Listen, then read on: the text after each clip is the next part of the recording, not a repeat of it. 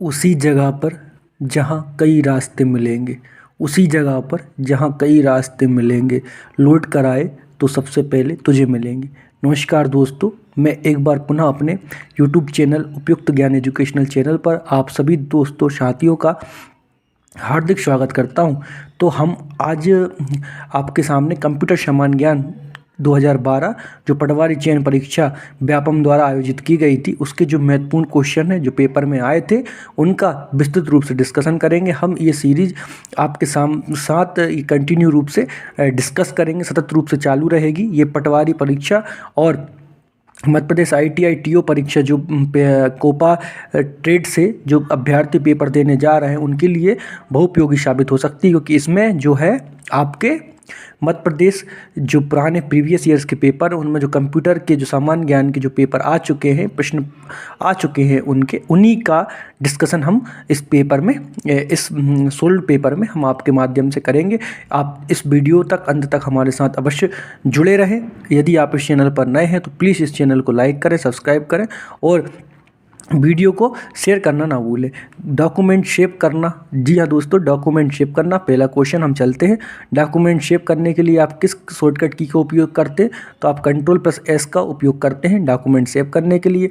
Spelling and grammar की जांच करने के लिए आप किस की का उपयोग करते हैं? स्पेलिंग एंड ग्रामर की के लिए जाँच करने के लिए आप F7 की का उपयोग करते हैं। इसमें और भी जो ऑप्शन है हम उनकी भी डिस्कशन कर लेते हैं। जैसे F1 की है, F1 की आप हेल्प विंडो खोलने के लिए F1 की का उपयोग करते हैं। F5 जो है आपका सक्रिय विंडो को रिफ्रेश करना, आपका F5 की के लिए उपयोग करते हैं। F10 जो आपका सक्रिय प्रोग्राम में मेन्यू बार प्रदर्शित करने के लिए आप 10 का उपयोग करते हैं। कंप्यूटर का मस्तिष्क क्या कहलाता है? CPU जो है आपका कंप्यूटर का मस्तिष्क कहलाता है। इसके बाद हार्ड डिस्क क्या होता है? तो हार्ड डिस्क जो है आपका एक सेकेंडरी स्टोरेज डिवाइस होती है और ये CPU के अंदर होती है ना। CPU क्या है? CPU आपका सेंट्रल प्रोसेसिंग यूनिट है, ठीक है। मॉनिटर क्या है? मॉनिटर आपका जो है वो आपका सॉफ्ट कॉपी प्रदान करने वाला लोकप्रिय एक आउटपुट डिवाइस है। सक्रिय प्रोग्राम को बंद करने के लिए आप किस की का उपयोग करते हैं? सक्रिय प्रोग्राम को बंद करने के लिए आप Alt+F4 की का उपयोग करते हैं ना। अब इसमें और भी कीज़ हैं। Ctrl+F4 आप सक्रिय डॉक्यूमेंट का प्रोग्राम में बंद करने के लिए आप Ctrl+F4 का उपयोग करते हैं। Shift+F10 का आप चयनित वस्तु का शॉर्टकट मेन्यू प्रदर्शित करने के लिए आप Shift+F10 का उपयोग करते हैं। Ctrl+D का उपयोग आप फाउंड विंडो को खोलने में करते हैं।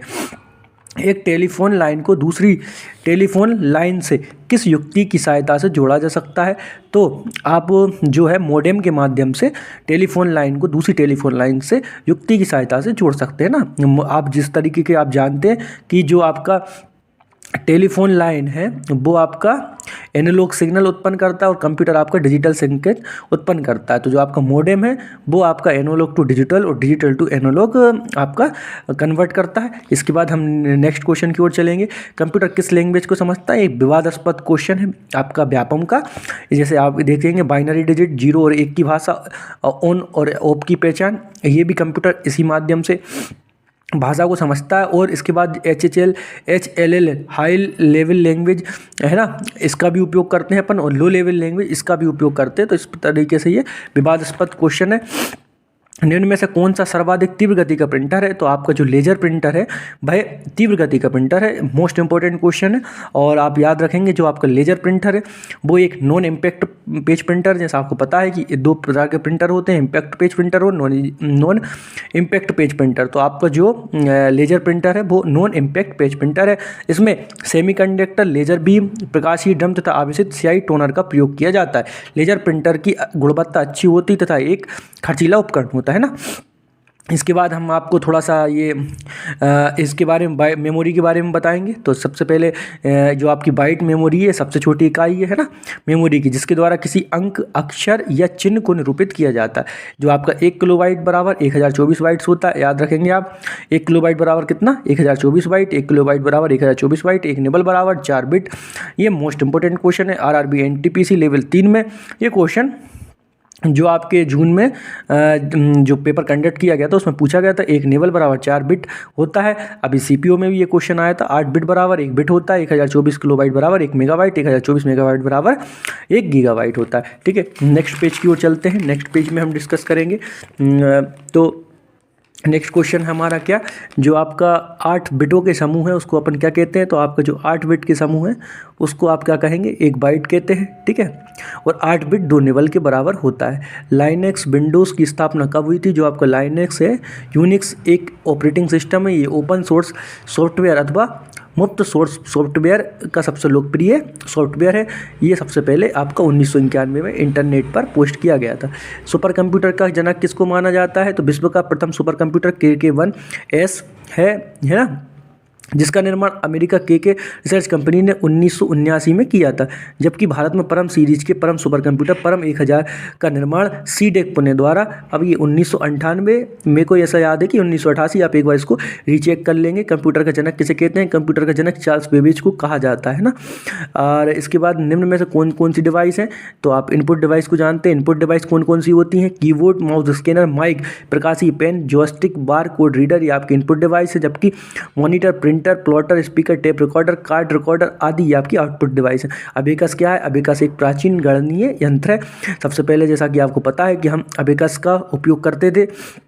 फिर अबेकस होता क्या था, बेसिकली एक तारों में गोलाकार मन के पिरोए जाते थे, आप जिनकी सहायता से आप गणना या कैलकुलेशन का काम करते थे। IBM क्या है, IBM जो आपका है वो पूरा नाम उसका इंटरनेशनल बिजनेस मशीन है। ये कंप्यूटर एवं उनके भागों का निर्माण करने वाली कंपनी है।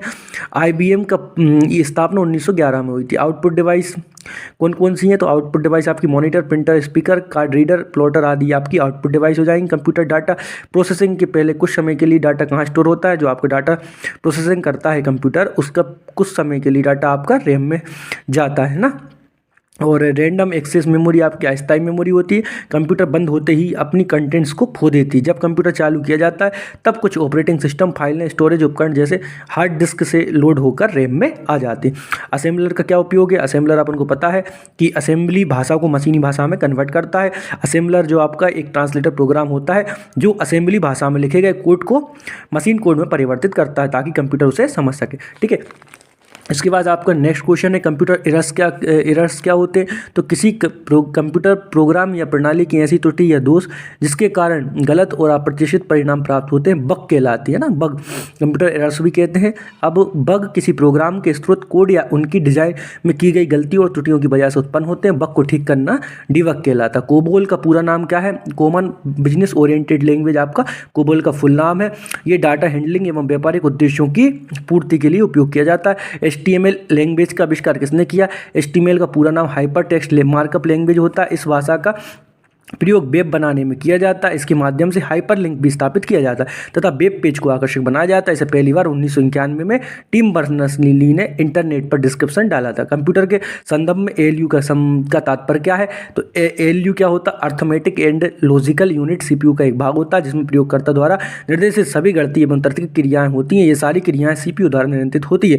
गणित क्रियाओं के अंतर्गत जोड़, घटाना, गुणा, भाग तथा अन्य क्रियाएं इस यूनिट में संपन्न होती हैं। तो हमने आज आपके सामने कंप्यूटर जो पटवारी परीक्षा 2012 में आयोजित की गई थी उसके आपके एक लाइन के क्वेश्चन और कुछ आपके डिस्क्रिप्शन क्वेश्चन जो उस पेपर में आए थे वो हमने आपसे डिस्कस किए। उम्मीद है आपको ये वीडियो पसंद आया होगा। यदि आप चाहते हैं कि हम आपके जो कंप्यूटर का पेपर जो 2012 से लेकर 2018 तक जितने भी एग्ज़ाम हुए हैं उन पर स्पेशल वीडियो बनाएं, तो आप इस वीडियो पर कमेंट करें और चैनल को सब्सक्राइब ना करें, आप सिर्फ सब्सक्राइब करना ना भूलें। दोस्तों प्लीज़ आप इस चैनल को सब्सक्राइब अवश्य करें, अपने दोस्तों के साथ शेयर करें। आपका शेयर और जो आपका सब्सक्रिप्शन है वही हमारे मोटिवेशन का कारण है। जय हिंद।